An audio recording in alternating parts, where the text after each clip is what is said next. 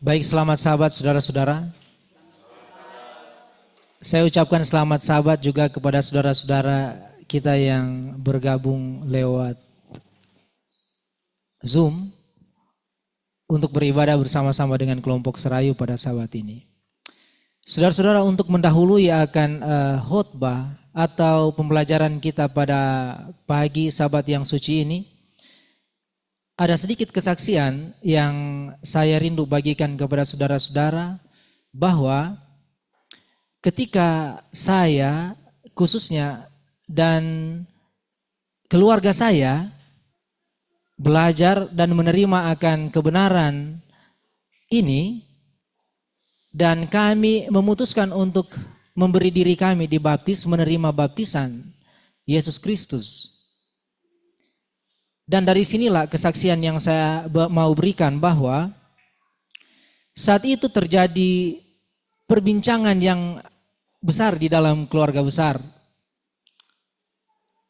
Dan mereka sangat menyayangkan akan keputusan yang kami ambil pada saat itu.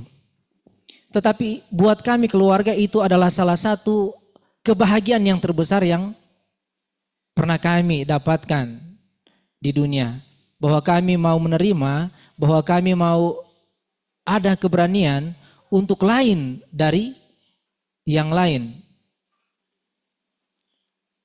Dan terjadilah tukar pikiran bersama keluarga besar tentang iman yang kami terima saat itu.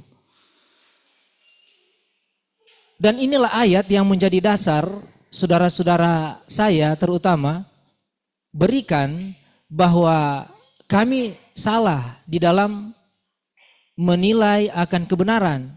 Bahwa yang benar katanya adalah apa? Trinitas. Apa yang mereka sebut dengan Trinitas. Dan ayat ini menjadi dasar mereka mengambil keputusan bahwa Trinitas itu adalah yang benar. Yaitu 1 Yohanes 5 ayatnya yang ke-7 dan 8. Sebab ada 3 yang memberi kesaksian di dalam sorga, Bapa, Firman, dan Roh Kudus. Dan ketiganya adalah satu. Dan ada 3 yang memberi kesaksian di bumi, roh, dan air, dan darah. Dan ketiganya adalah satu. Dan inilah kemudian mereka mengatakan bahwa, nah dari ayat ini kita bisa tahu bahwa di sorga ada berapa oknum? 3. Ada 3 oknum. Dan dikuatkan di bumi, ada 3 juga yang memberikan apa? Kesaksian. Dan oleh karena itu, pemahaman saya dan keluarga sangat tidak tepat untuk mengambil keputusan katanya dalam kebenaran ini. Dan saya sudah memberikan penjelasan yang singkat tentang apa yang saya tahu tentang 1 Yohanes 5 ayat 7 dan 8. Dan seperti biasa mereka tidak apa? Terima. Saudara-saudara sekalian, untuk itu Sabat ini saya mau bahas tentang ayat ini. Yang kalau kita punya keinginan untuk cari tahu tentang ayat ini, seperti halnya saya ketika saya mendapatkan tantangan itu dari keluarga, kemudian saya cari tahu dan kebetulan saya dapatkan beberapa penjelasan tentang ayat ini yang mereka biasa sebut atau orang-orang para pembicara di dalam YouTube sebut ini sebagai koma Johanium atau koma Johanum. Nah, salah satu ayat yang paling sering dijadikan dasar doktrin Trinitas adalah ayat ini. 1 Yohanes 5 ayatnya yang ke-7 dan 8. Yang menjadi pertanyaan bagi kita sekarang adalah, apakah benar ayat ini menyatakan tentang Trinitas?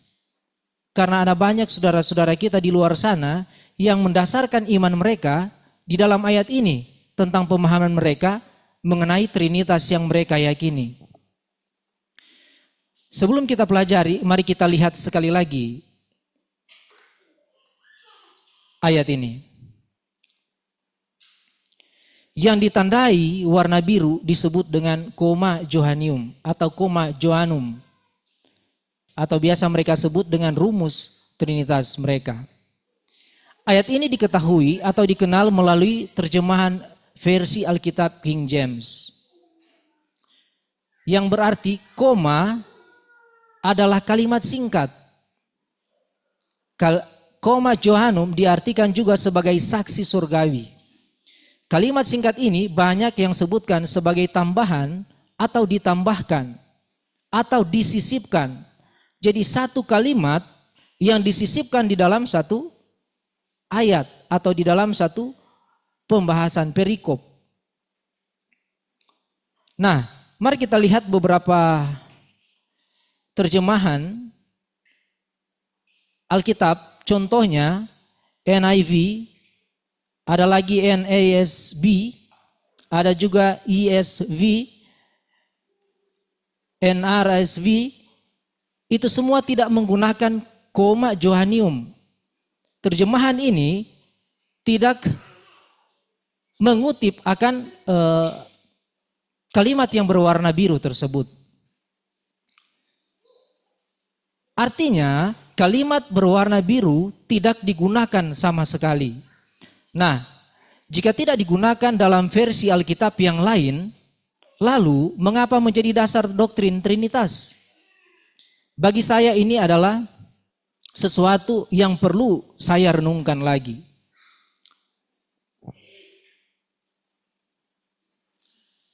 Namun demikian, jika kita mau diskusikan akan koma Johannium ini melalui sejarah,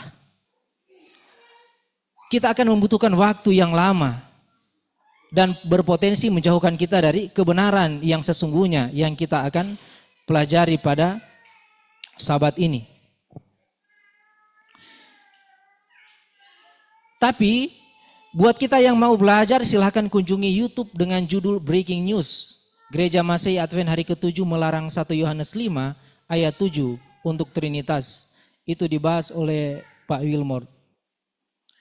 Di sana menjelaskan lebih rinci, lebih jelas bagaimana koma Johannium ini diangkat atau dimasukkan atau disisipkan di dalam 1 Yohanes 5 ayat 7 dan 8. Oleh karena itu kita perlu ikuti nasihat Roh Nubuat berikut ini.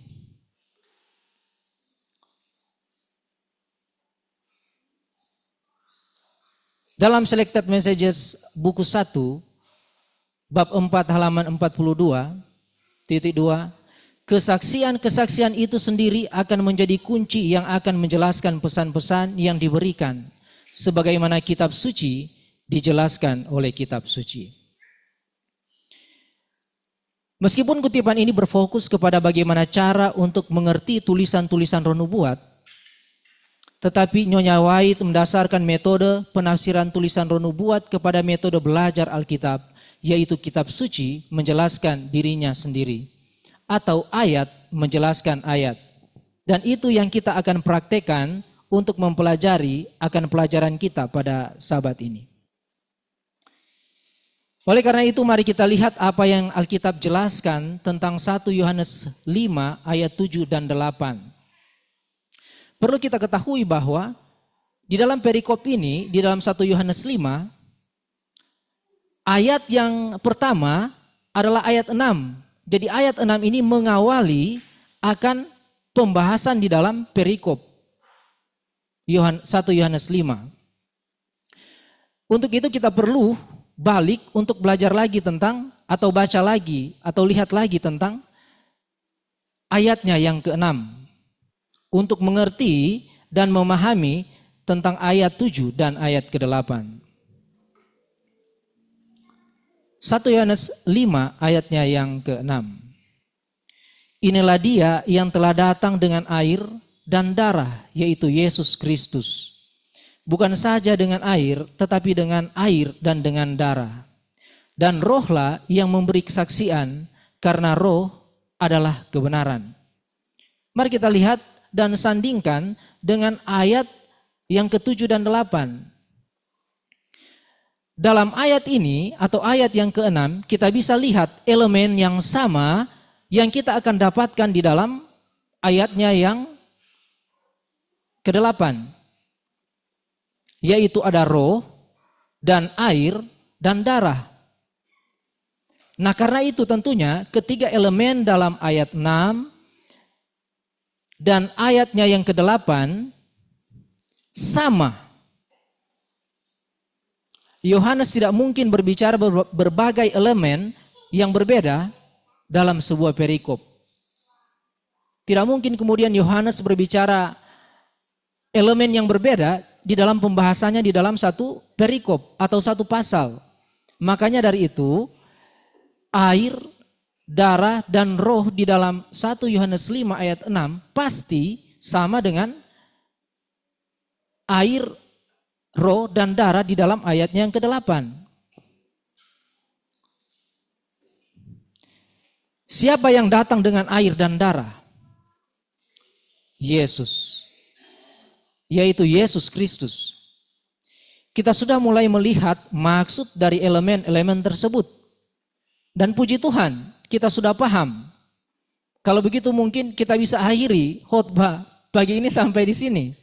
Bahwa air, darah, dan roh itu melambangkan Yesus Kristus. Tetapi saya mau bahwa saudara-saudara kita di luar, bahkan saudara-saudara saya yang ada di Manado juga paham tentang hal ini. Siapa air? Siapa yang melambangkan air, roh, dan darah? Untuk itu, mari kita belajar sebagaimana ayat menjelaskan ayat.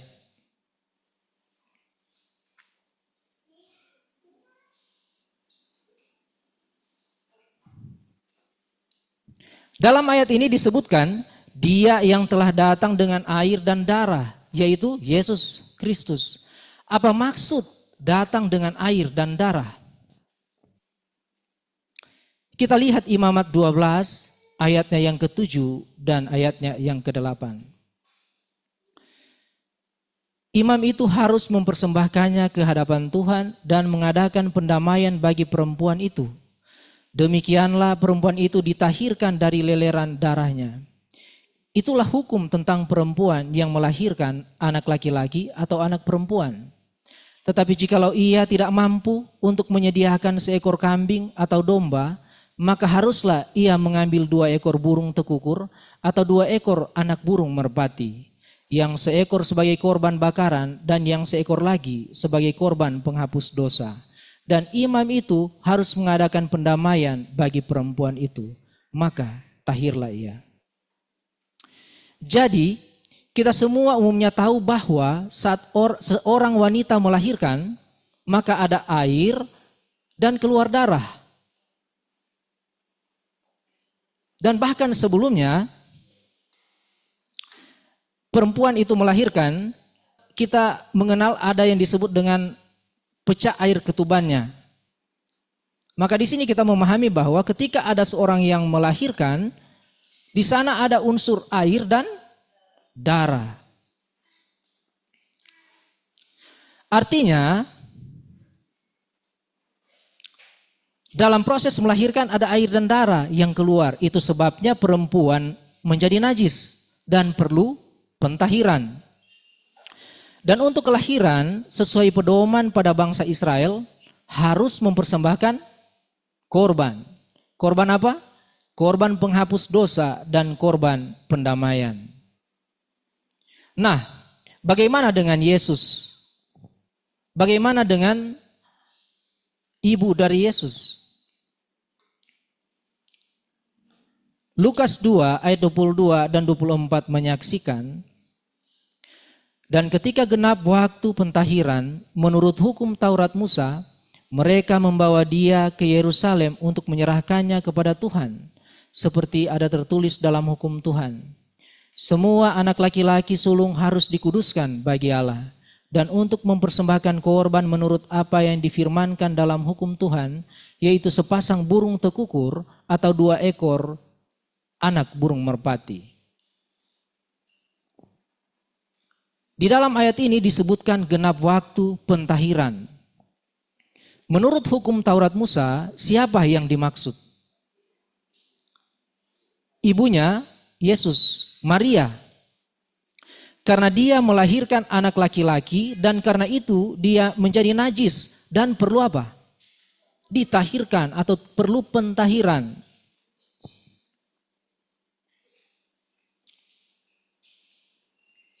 Mereka pergi ke Yerusalem sebab Ka'bah Allah ada di Yerusalem untuk menyerahkan Yesus sebagai anak sulung serta mempersembahkan korban pengampunan dosa dan pendamaian bagi wanita yang baru melahirkan. Mereka mempersembahkan burung. Apa artinya? Keluarga dari Yesus ini adalah keluarga, tergolong keluarga yang tidak mampu.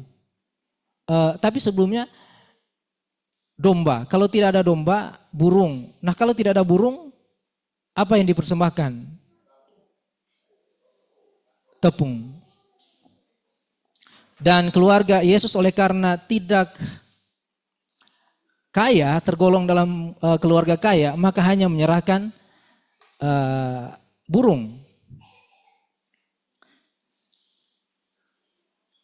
Buku Imamat 12 tadi sebutkan harus membawa persembahan korban seekor domba berumur setahun. Tetapi jika tidak mampu, artinya mereka miskin, maka bisa membawa burung tekukur atau burung merpati. Nah, dari ayat ini bagaimana kondisi keluarga Yesus? Kita tahu bersama bahwa mereka miskin. Saudara, yang saya mau tekankan di sini adalah mari kita renungkan. Kita renungkan dengan keadaan kita saat ini. Bagaimana keadaan kita saat ini? Kita masih lebih berada dari Tuhan Yesus. Nah, kalau kita berada pada saat ini dengan keadaan yang berada, mari satu waktu kemudian kita renungkan akan keadaan Yesus. Untuk itu, ketika kita berada dalam kesusahan, ketika kita berada dalam kekurangan, mari kita ulangi akan pelajaran ini, bahwa Yesus berada di dalam keadaan yang lebih rendah dari kita. Mari kita lanjutkan akan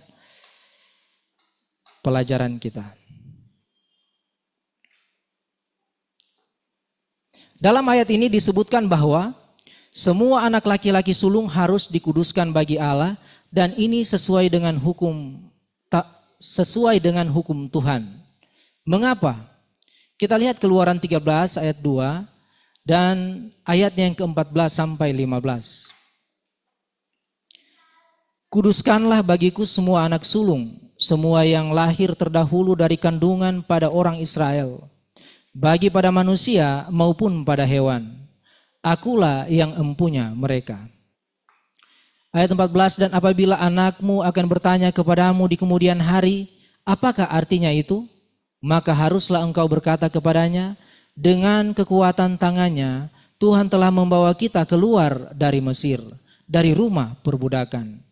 Ayat yang ke-15, sebab ketika Firaun dengan tegar menolak untuk membiarkan kita pergi, maka Tuhan membunuh semua anak sulung di tanah Mesir, dari anak sulung manusia sampai anak sulung hewan.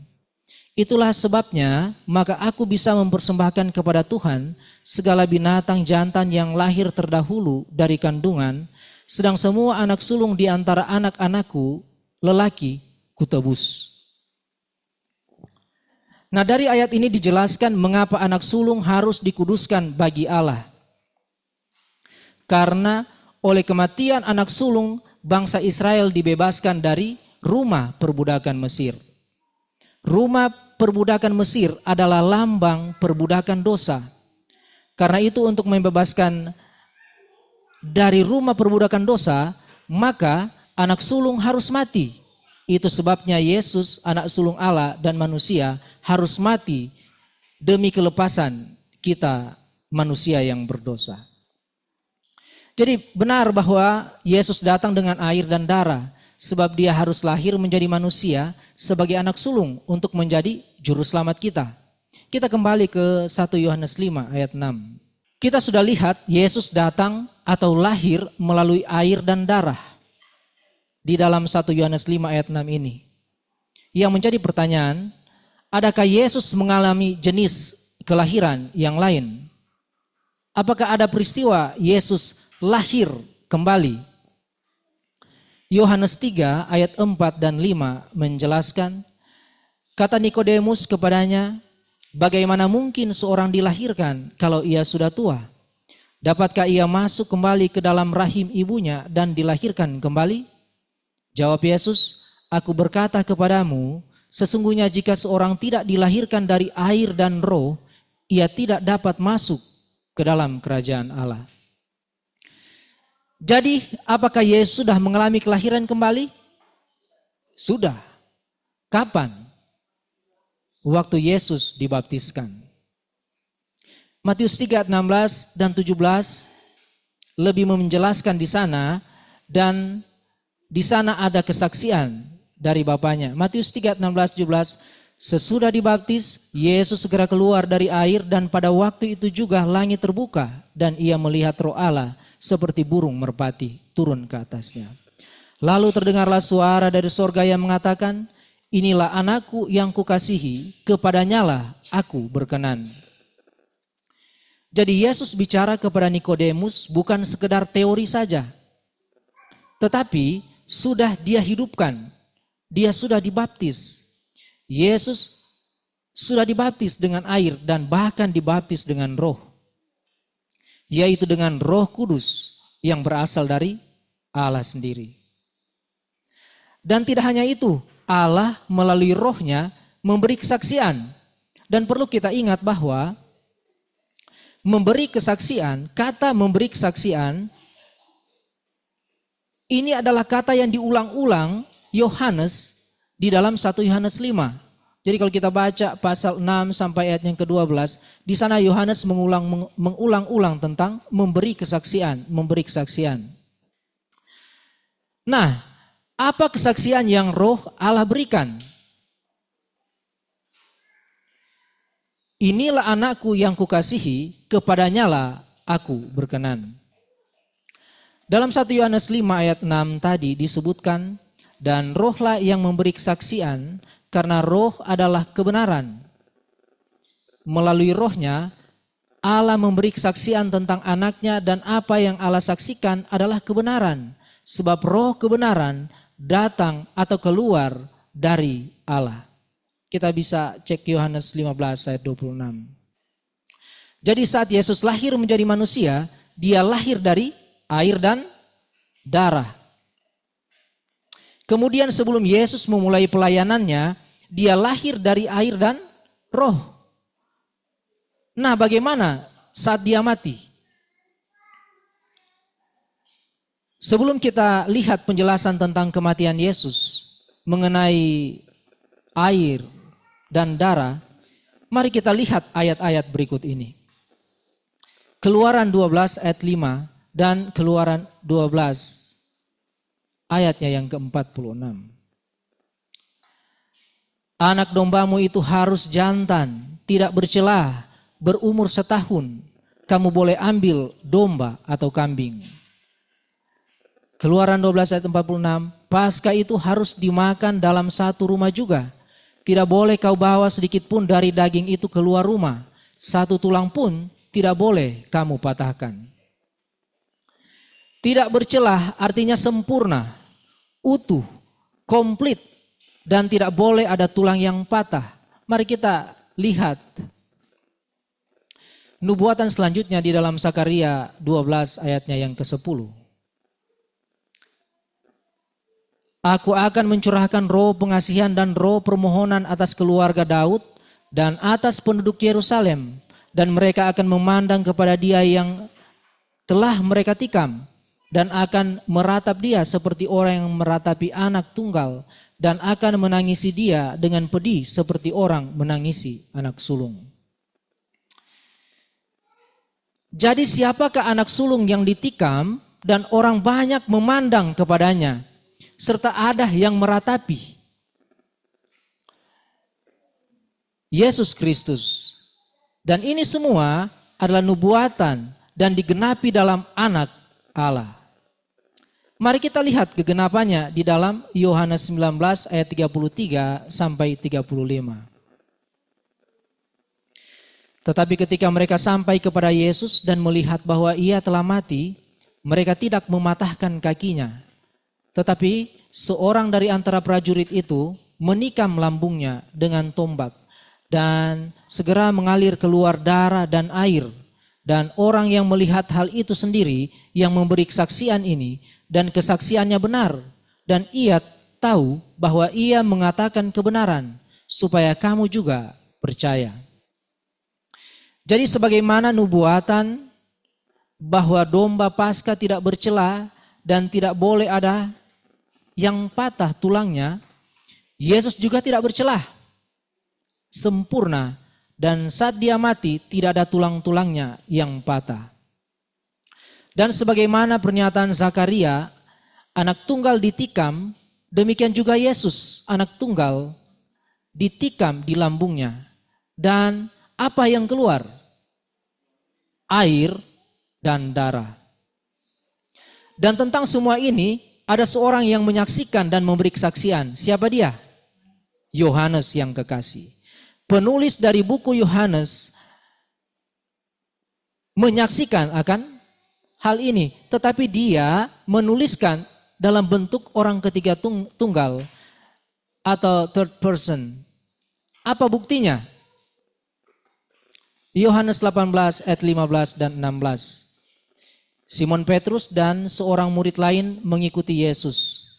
Murid itu mengenal imam besar dan ia masuk bersama-sama dengan Yesus ke halaman istana imam besar. Tetapi Petrus tinggal di luar dekat pintu. Maka murid lain tadi yang mengenal imam besar kembali keluar bercakap-cakap dengan perempuan penjaga pintu lalu membawa Petrus masuk. Siapa murid yang lain di dalam ayat ini? Berikut penjelasan tulisan Roh Nubuat tentang hal ini. Manuskrip Releases bab 28 halaman 167. Simon Petrus mengikuti Yesus dan seorang murid lain. Murid itu Yohanes, mengenal imam besar. Dan ia masuk bersama-sama dengan Yesus ke dalam istana imam besar. Tetapi Petrus tinggal di luar dekat pintu. Maka murid lain tadi yang mengenal imam besar kembali keluar bercakap-cakap dengan perempuan penjaga pintu lalu membawa Petrus masuk. Yohanes 18 ayat 15 dan 16.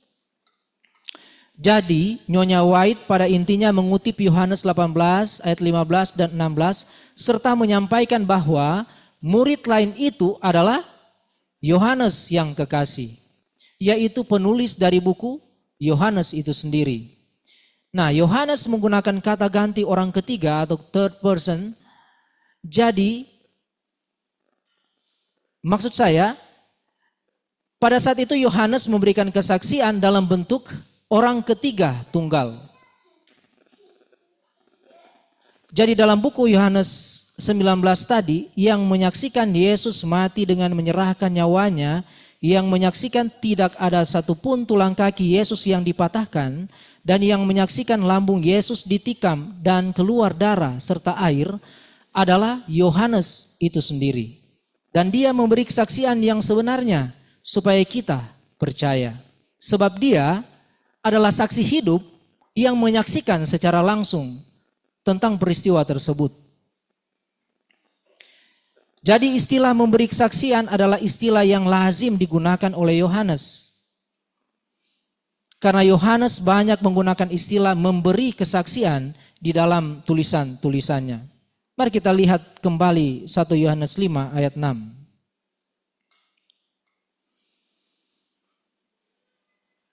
Jadi jelas dan terbukti bahwa dia yang telah datang dengan air dan darah adalah Yesus Kristus. Dan Roh Allah juga telah memberi kesaksian bahwa Yesus Kristus adalah anak Allah. Nah, apa judul perikop 1 Yohanes 5 ayat 6 sampai 12? Judulnya adalah kesaksian tentang anak Allah. Jadi perikop ini mau menjelaskan tentang kesaksian, dalam tanda kutip, kesaksian. Walaupun dalam naskah asli tidak ada judul perikop, tetapi judul yang diberikan oleh Alkitab zaman ini adalah kesaksian tentang anak Allah. Yang menjadi pertanyaan, apakah hanya Roh Allah yang memberi kesaksian?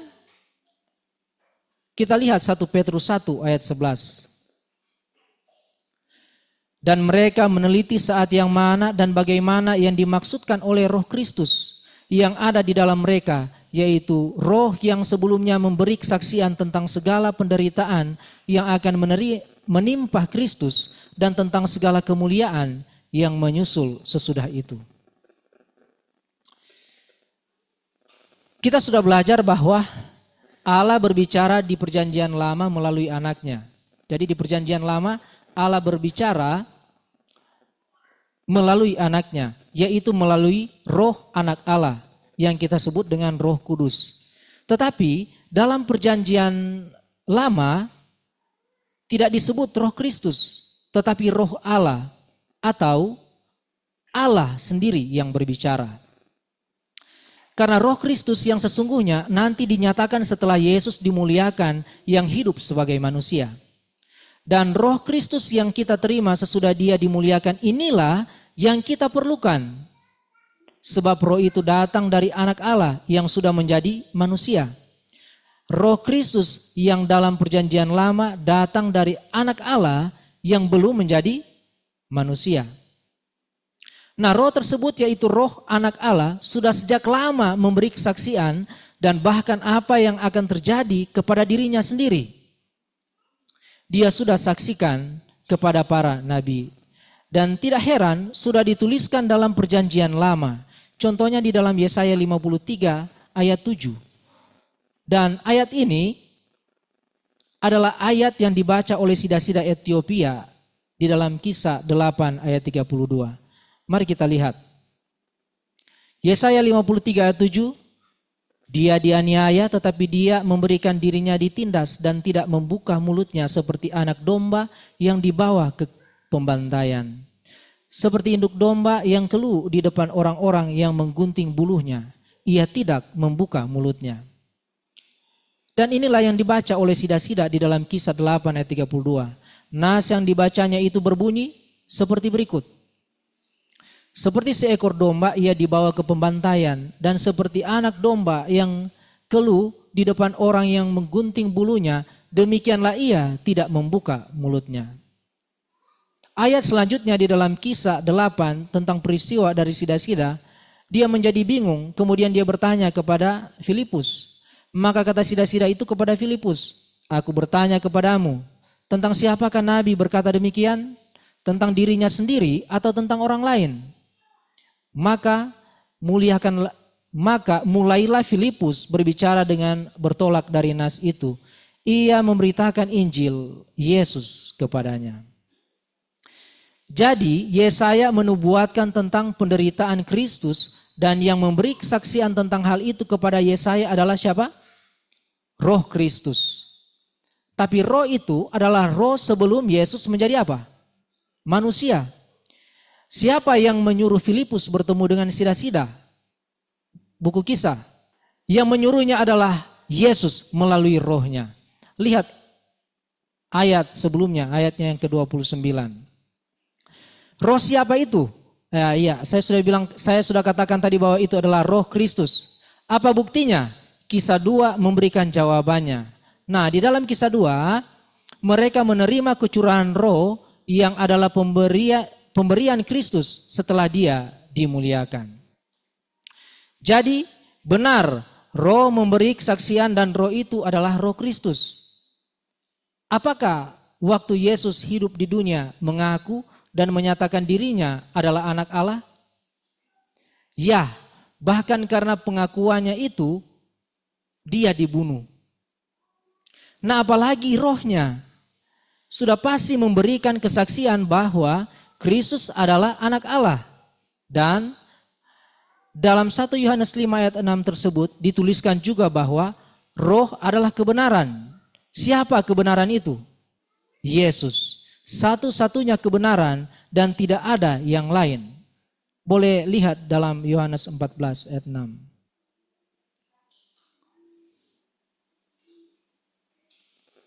Kita lanjut di ayat selanjutnya. 1 Yohanes 5 ayat 6 kita kembali. Nah, Oleh karena itu sesuai penjelasan Alkitab, ayat demi ayat jelas bahwa 1 Yohanes 5 ayat 6 menyatakan Yesus Kristus yang datang dengan air dan darah melalui kelahiran, baptisan, dan kematiannya, dan Rohnya sendiri yang memberi kesaksian tentang itu. Sekarang mari kita lihat ayat yang sering menjadi rumus Trinitas atau yang lebih dikenal dengan koma Johanium. Melihat penjelasan Alkitab ayat demi ayat sehubungan dengan 1 Yohanes 5 ayat 6 tadi, kira-kira apa yang bisa kita mengerti dari ayat ini? 1 Yohanes 5 ayat 7 dan 8. Ketika kita belajar tadi tentang roh, air dan darah, ketika kita melihat lagi akan ayat ini, kira-kira apa yang ada di dalam pikiran kita? Saya harap kita sudah paham. Oleh karena itu kita akan lanjut. Sebagaimana kita paham, kita akan lanjutkan dengan koma Johanium. Ayatnya yang ketujuh, di dalam sorga ada 3 elemen yang memberi kesaksian. Dan elemen yang pertama adalah Bapa. Siapa Bapa itu? Yohanes 1 ayat 18. Tidak seorang pun yang pernah melihat Allah, tetapi anak tunggal Allah yang ada di pangkuan Bapa, dialah yang menyatakannya. Lanjut Yohanes 8 ayat 42, kata Yesus kepada mereka, jikalau Allah adalah Bapamu, kamu akan mengasihi aku, sebab aku keluar dan datang dari Allah. Dan aku datang bukan atas kehendakku sendiri, melainkan dialah yang mengutus aku. Mohon maaf kalau ayatnya panjang-panjang, karena demikianlah kita mencari tahu akan kebenaran, kita harus belajar ayat menjelaskan ayat atau sesuai dengan Alkitab. Nah, Bapa itu adalah siapa? Allah. Atau yang biasa kita kenal dengan sebutan Allah Bapa. Apakah Bapa memberi kesaksian tentang anak? Ya. Kita sudah lihat dalam Matius 3 ayat 16 dan 17 tadi. Inilah anakku yang kukasihi, kepadanyalah aku berkenan. Dan ini adalah kesaksian Allah tentang anak. Mari kita lihat ayat yang lain di dalam Yohanes 8 ayatnya yang ke-18. Akulah yang bersaksi tentang diriku sendiri dan juga Bapa yang mengutus aku bersaksi tentang aku. Bapa bersaksi tentang anak dan masih banyak lagi ayat-ayat yang memberikan penjelasan yang sama bahwa Bapa memberikan kesaksian tentang anak. Tetapi mari kita lanjut di dalam elemen yang kedua. Kita cari tahu siapa elemen yang kedua, yaitu firman. Siapa firman? Yohanes 1 ayat 14. Firman itu telah menjadi manusia dan diam di antara kita. Dan kita telah melihat kemuliaannya, yaitu kemuliaan yang diberikan kepadanya sebagai anak tunggal Bapa, penuh kasih karunia dan kebenaran. Jadi kita sudah tahu siapa Bapa, yaitu Allah. Maka firman ini adalah anak tunggal Allah atau anak Allah. Siapa dia? Yesus Kristus. Masih ada ayat-ayat lainnya, tetapi dari penjelasan ayat demi ayat ini kita bisa lihat bahwa Bapa adalah Allah dan firman adalah Yesus Kristus. Apakah firman atau anak Allah bersaksi tentang anak Allah? Mari kita lihat Yohanes 10 ayat 36. Masihkah kamu berkata kepada dia yang dikuduskan oleh Bapa dan yang telah diutusnya ke dalam dunia, engkau menghujat Allah karena engkau telah berkata, aku adalah Allah. Aku adalah anak Allah.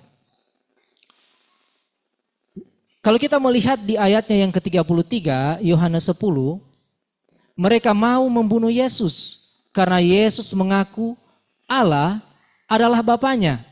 maka dengan sendirinya dia adalah anak Allah.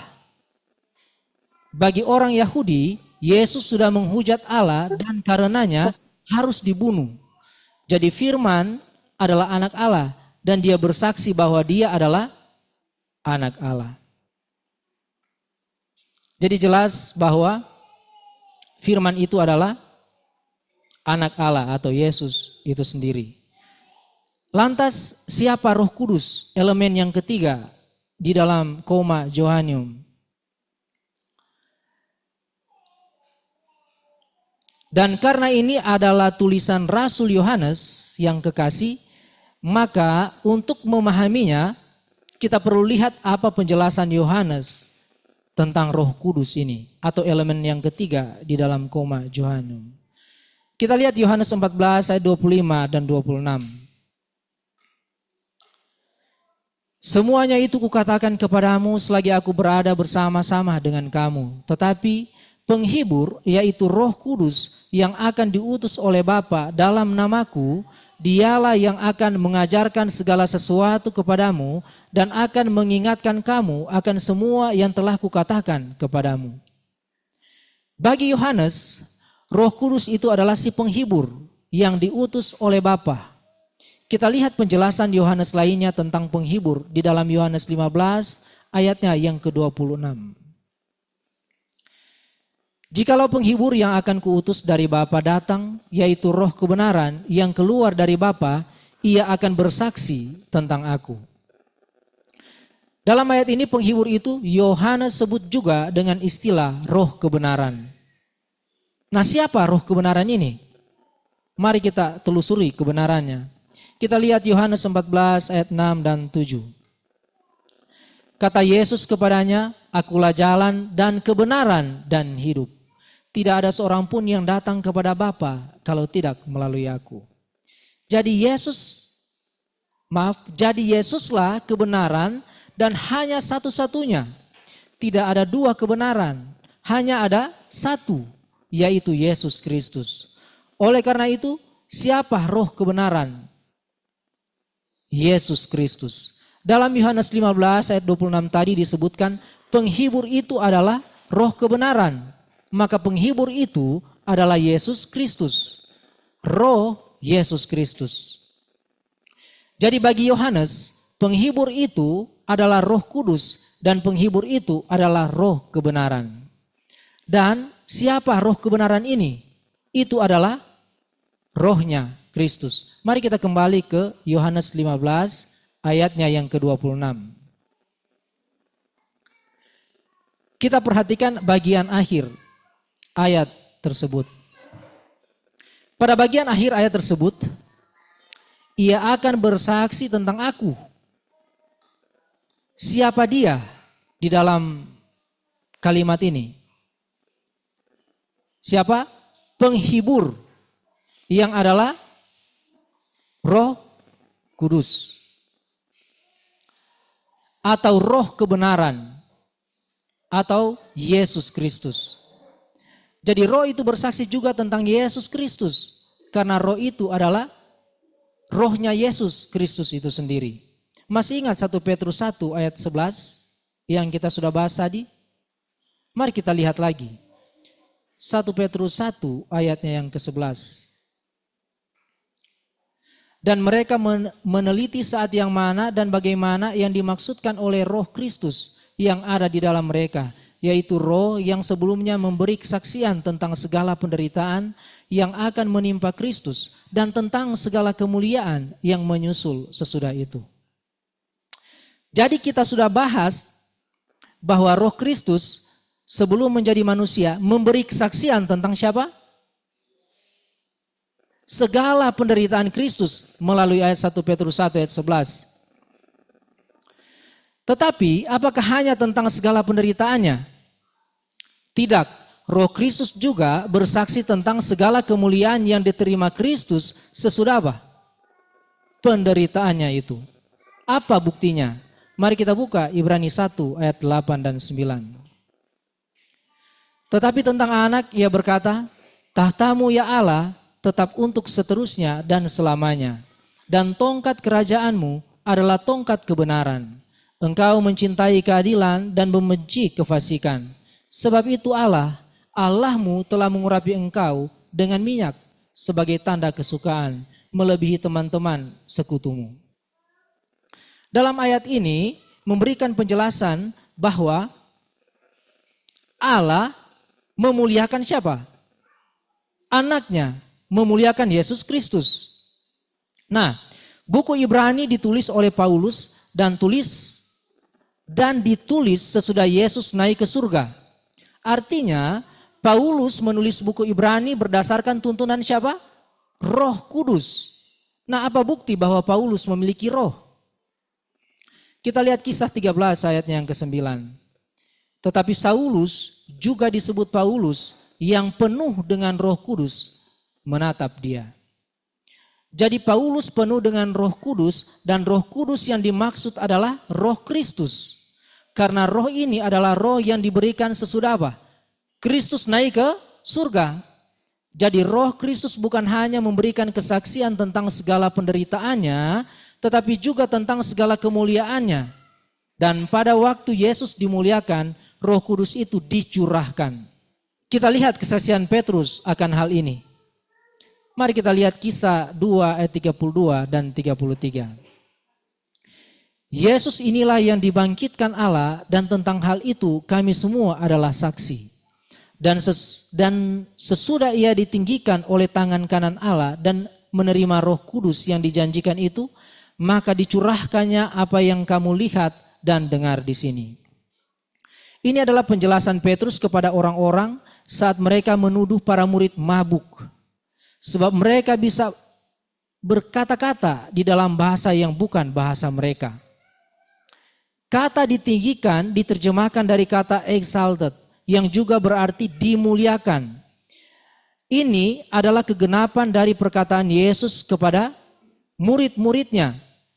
Adalah lebih baik saya pergi, karena kalau saya tidak pergi, maka roh itu atau penghibur itu tidak akan apa? Datang. Mari kita lihat Yohanes 16 ayatnya yang ke-7. Namun benar yang kukatakan ini kepadamu adalah lebih berguna bagi kamu jika aku pergi. Sebab jikalau aku tidak pergi, penghibur itu tidak akan datang kepadamu. Tetapi jikalau aku pergi, aku akan mengutus dia kepadamu. Lanjut dalam Yohanes 7 ayat 38 dan 39. Barang siapa percaya kepadaku, seperti yang dikatakan oleh kitab suci, dari dalam hatinya akan mengalir aliran air hidup. Yang dimaksudkannya ialah roh yang akan diterima oleh mereka yang percaya kepadanya. Sebab roh itu belum datang karena Yesus belum dimuliakan. Siapa penghibur? Penghibur itu adalah Roh Kudus. Roh kebenaran atau rohnya Kristus itu sendiri. Jadi Yesus jelaskan kepada murid-murid bahwa roh itu belum datang karena dia belum dimuliakan. Dan untuk dimuliakan, Yesus harus pulang ke surga. Dan saat Yesus dimuliakan, maka dicurahkanlah Roh Kudus itu, yaitu penghibur, roh kebenaran itu kepada umatnya. Petrus akhirnya memahami, dan itulah yang dia jelaskan kepada orang-orang banyak. Itu sebabnya Roh Kudus itu disebut Roh Kristus, karena itulah yang Yesus janjikan bagi umatnya. Dan roh itu diterima Yesus dari Bapanya. Tidak heran Paulus mengerti akan hal ini dan menuliskan dalam ayat berikut ini. Galatia 4 ayat 6. Dan karena kamu adalah anak, maka Allah telah menyuruh roh anaknya ke dalam hati kita yang berseru, ya Aba, ya Bapa. Nah, Paulus dengan spesifik sebut roh anaknya, yaitu roh anak Allah. Siapa dia? Yesus Kristus. Maka kita bisa sebut roh Kristus. Maka kita bisa sebut juga itu adalah roh Kristus. Jadi Paulus dipenuhi oleh roh Kristus, dan melalui roh itu Paulus menuliskan tentang kegenapan kemuliaan Yesus yang telah disampaikan kepada para nabi. Mari kita kembali ke Yohanes 15 ayatnya yang ke-26. Kita perhatikan dalam kalimat terakhir, ia akan bersaksi tentang aku. Jadi ia di sini adalah Roh Kristus, dan Roh Kristus sudah tentu menyaksikan tentang dirinya sendiri atau menyaksikan tentang Kristus. Oleh karena itu, jika kita kembali ke 1 Yohanes 5 ayat 7 dan 8 tadi, ada 3 yang memberi kesaksian di sorga, yaitu Bapa yang adalah Allah Bapa, Firman yang adalah Yesus Kristus, dan Roh Kudus, yaitu apa? Roh kebenaran atau Roh Kristus. Dan ketiganya adalah satu. Satu di dalam apa? Dalam kesaksian. Dan apa yang mereka saksikan? Tentang anak Allah. Tentang Yesus adalah anak Allah. Ingat bahwa perikop ini berbicara tentang siapa? Kesaksian tentang anak Allah. Jadi tidak ada di dalam kalimat tambahan ini atau di dalam koma Johannium atau rumus Trinitas yang meneguhkan tentang apa? Trinitas. Ini berbicara mengenai kesaksian tentang anak Allah. Ayat ini sama sekali tidak mendukung Trinitas, tetapi sebaliknya semuanya memberi kesaksian yang sama bahwa Yesus Kristus adalah anak Allah. Ketiganya memberikan satu kesaksian yang sama, baik yang memberikan kesaksian yang di bumi, yaitu roh, air, dan darah, bahkan yang memberikan kesaksian di sorga menurut koma Yohannium, Bapa, Firman, dan Roh Kudus, bahwa Yesus Kristus adalah anak Allah. Ayat ini bukan menjelaskan ketiganya adalah satu kesatuan dalam kealahan. Tidak, ayat tersebut sama sekali tidak berbicara tentang kealahan, tetapi tentang memberi kesaksian. Saudara-saudara, mengapa penting bagi kita untuk mengetahui kesaksian tentang anak Allah ini? Mari kita lihat 1 Yohanes 5 ayat 11 dan 12. Dan inilah kesaksian itu, Allah telah mengaruniakan hidup yang kekal kepada kita, dan hidup itu ada di dalam anaknya. Ayat 12, barang siapa memiliki anak, ia memiliki hidup. Barang siapa tidak memiliki anak, ia tidak memiliki hidup. Jadi kesaksian tentang anak itu sangat penting sekali.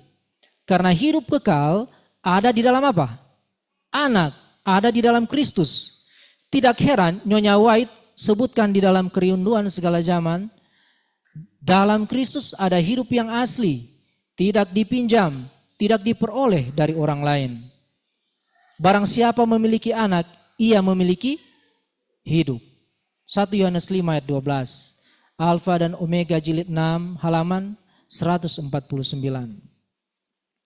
Nyonya White coba jelaskan jenis hidup yang ada di dalam Yesus, yaitu hidup yang kita bisa miliki jika kita memiliki siapa? Anak Allah. Kutipan tulisan Roh Nubuat itu sama sekali tidak berbicara tentang Trinitas, tetapi tentang jenis hidup yang dikaruniakan Allah kepada anak, dan melalui anak kita bisa memiliki hidup itu, yaitu hidup yang kekal. Hidup yang asli, tidak dipinjam, tidak diperoleh dari orang lain, milik Bapa itu sendiri. Oleh karena itu, apakah 1 Yohanes 5 ayat 7 dan 8 adalah tambahan atau tidak? Jangan kita perdebatkan atau jangan kita khawatirkan. Karena jika kita aplikasikan pedoman mempelajari Alkitab, yaitu ayat menjelaskan ayat, maka meski ada yang coba rubah, tidak akan berhasil. Karena kebenaran firman Tuhan itu kekal. Jadi menjadi satu kesaksian juga buat saudara-saudara yang mendengarkan, atau mungkin keluarga yang sempat mendengarkan akan pekabaran ini, keluarga saya pada khususnya, bahwa koma Johannium ini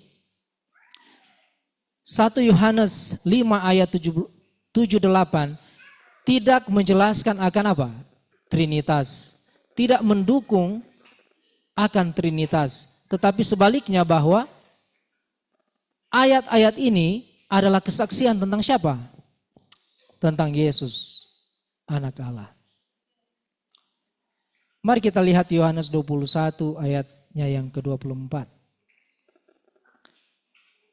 Dialah murid yang memberi kesaksian tentang semuanya. Ini. Dan yang telah menuliskan dan kita tahu bahwa kesaksiannya apa? Benar. Siapa murid dalam hal ini? Yohanes yang kekasih. Penulis yang sama dari buku 1 Yohanes 5. Dan apa yang dia saksikan adalah benar. Perhatikan apa yang dituliskan Yohanes dalam 1 Yohanes 5 ayat 13. Dan ini menjadi ayat terakhir di dalam pembahasan kita pada pagi ini. 1 Yohanes 5 ayat 13, semuanya itu kutuliskan kepada kamu, supaya kamu yang percaya kepada nama anak Allah tahu bahwa kamu memiliki hidup yang kekal. Saudara-saudara, Yohanes memberi kesaksian yang sebenar-benarnya kepada kita bahwa atau tentang anak Allah. Dan dia mau kita paham, dia mau kita mengerti agar supaya kita memiliki hidup yang sama dengan anak Allah. Karena kalau kita memiliki hidup anak Allah, kita memiliki apa? Keselamatan. Yohanes tulis semuanya ini supaya kita percaya kepada anak Allah. Karena di dalam anak ada hidup kekal, dan jika kita percaya, kita memiliki hidup yang kekal. Ini perlu diulang agar supaya itu hidup di dalam hati kita. 1 Yohanes 5 ayat 7 dan 8 atau koma Johanum bukan tentang Trinitas, tetapi tentang kesaksian anak Allah. Sebab dalam anak Allah ada hidup yang kekal. Inilah yang menjadi kesaksian kita pada Sabat ini. Tuhan Yesus memberkati.